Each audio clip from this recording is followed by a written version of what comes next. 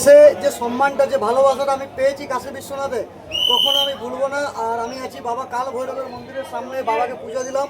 আর আমার যাত্রা দেখে আমাকে সবাই সম্মান করলো, এই দেখো মালা পরিয়েছে।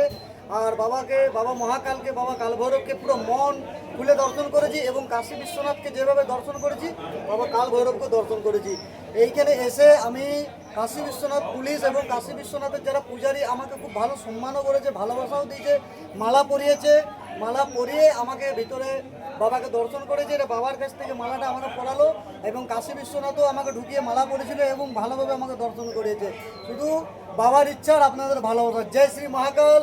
যারা আমাকে রাস্তায় এবং পথে ঘাটে উপকার করেছে, সাহায্য করেছে, মহাকাল তুমি তাদের মঙ্গল করো, আর যারা করেনি তাদেরও মঙ্গল করো। হর হর মহাদেব, জয় শ্রী মহাকাল।